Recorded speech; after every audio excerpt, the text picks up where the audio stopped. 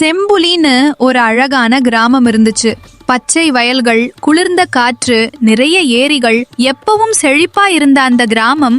ஆனா அந்த வருஷம் வெயில் கொடூரமா கொளுத்துச்சு.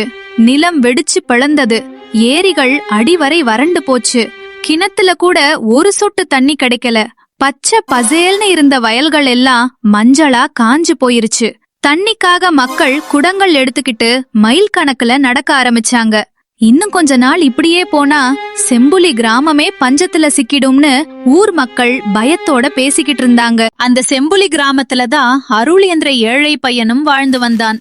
அவனோட வாழ்க்கை ரொம்ப எளிமை.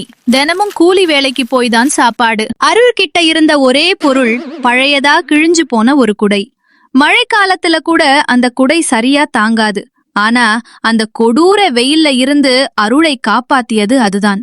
வெயில் தலைமேல நெருப்ப ஊத்துற மாதிரி கொளுத்தும் போதெல்லாம் அருள் அந்த கிழிந்த குடையை விரிச்சுக்கிட்டு மெதுவா வெயிலை தாங்கிக்கிட்டு வேலைக்கு போவான். அருள் வேலைக்கு போய்கொண்டிருக்கும் வழியில் ஒரு வயதான முதியவர் மயங்கி கீழே விழுந்தார். அதை பார்த்த அருள் உடனே போய் அவரை மெதுவா மரத்தடிக்கு கூட்டிக்கிட்டு போய் உட்கார வச்சான். கொஞ்சம் தண்ணீரையும் குடிக்க கொடுத்தான். அதுக்கப்புறம் வெயில் தாக்காதிருக்க அவனுடைய பழைய கிழிந்த குடையையும் அந்த முதியவரிடம் கொடுத்தான். தாத்தா, இப்போ எப்படி இருக்கு? ஏன் தாத்தா இந்த வெயில்ல தனியா வந்தீங்க? மயங்கி விழுந்துட்டீங்களே. உங்களுக்கு வேற ஏதாவது வேணுமா தாத்தா? ஒன்றும் இல்லப்பா, ஒரு வேலை விஷயமா வெளியே வந்தேன். அப்படியே வெயில் மயக்கத்துல தலை சுத்தி விழுந்துட்டேன். வேற யாரும் என் கூட இல்லை, நான் மட்டும்தான் தனியா வந்தேன். ஒன்றும் பிரச்சனை இல்லப்பா, நான் இங்கேயே கொஞ்ச நேரம் ரெஸ்ட் எடுத்துட்டு அப்புறமா பொறுமையா போய்க்கிறேன். ஐயோ, வெயில் இன்னும் அதிகமாகுது தாத்தா. இந்தாங்க, இந்த கொடையை நீங்க வச்சுக்கோங்க. இந்த கொடையை பிடிச்சுக்கிட்டே நடந்து ஊருக்கு போங்க. தம்பி, கொடையை என்கிட்ட கொடுத்துட்டா அப்புறம் உனக்கு கொடை வேண்டாமா? நீ என்ன பண்ணுவ? இந்த சுடுற வெயில்லையா போவ?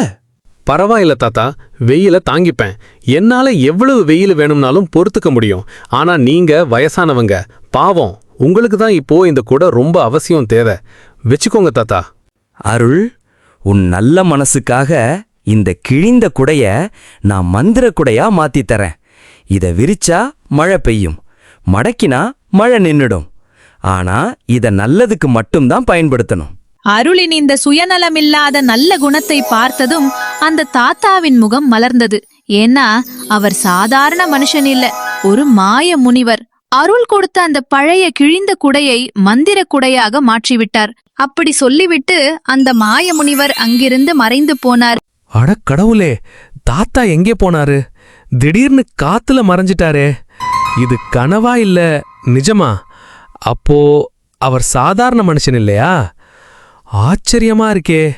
கிழிஞ்சு போயிருந்த என் பழைய கூட இப்போ எப்படி இவ்வளவு அழகா புது குடையா மாறுச்சு? விரிச்சா மழை பெய்யும், மடக்கினா நிக்கும்னு சொன்னாரே.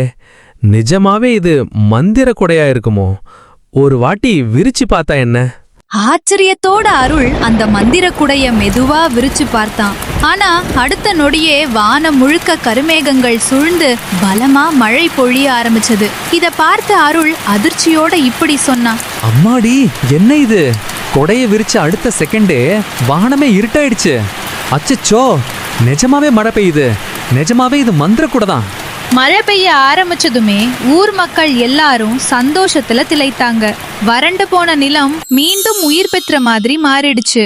இதுக்கெல்லாம் காரணம் அருளோட மந்திர குடைதான்னு ஊர் முழுக்க பேச ஆரம்பிச்சாங்க. முனிவர் சொன்னது 100க்கு 100 உண்மை.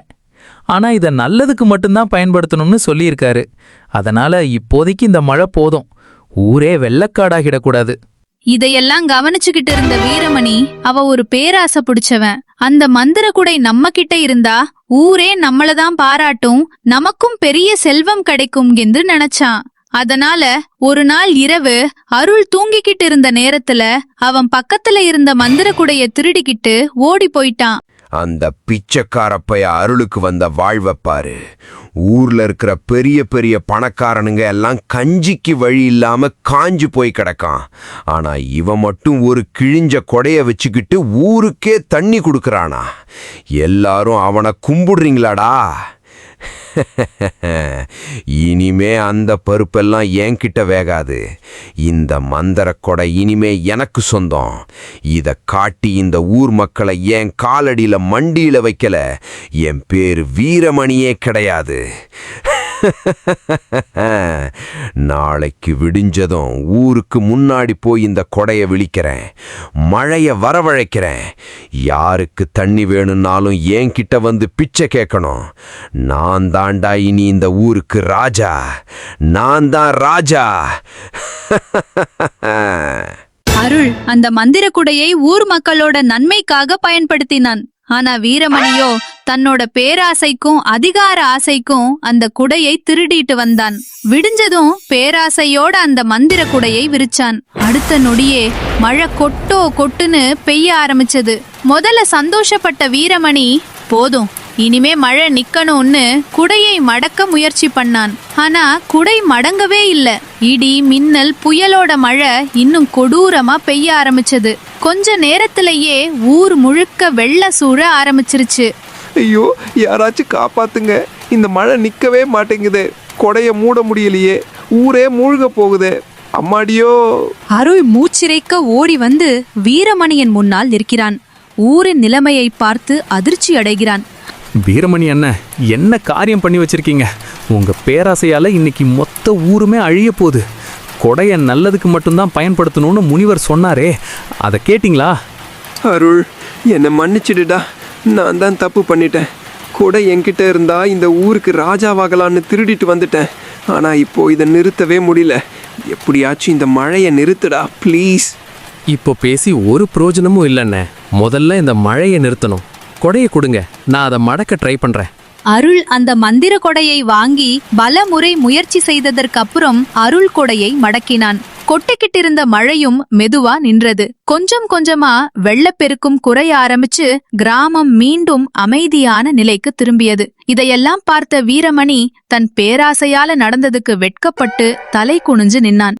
அருள், என்னால தான் இந்த ஊருக்கு இவ்வளோ பெரிய ஆபத்து வந்துச்சு. பேராசையால நான் செஞ்ச தப்புக்கு மன்னிப்பே கிடையாதுடா. என்னை மன்னிச்சிடு. அந்த நாளுக்கு அப்புறம் மந்திர குடையும் தன்னோட சக்திய முழுசாவே இழந்தது. இந்த கதை உங்களுக்கு பிடிச்சிருந்துச்சுன்னா வீடியோக்கு லைக் பண்ணுங்க, உங்க நண்பர்களுக்கும் ஷேர் பண்ணுங்க. இது போன்ற மேலும் நல்ல நல்ல கதைகள் பார்க்க நம்ம மாரல் டாட்ஸ் சேனலை சப்ஸ்கிரைப் பண்ண மறக்காதீங்க. நன்றி.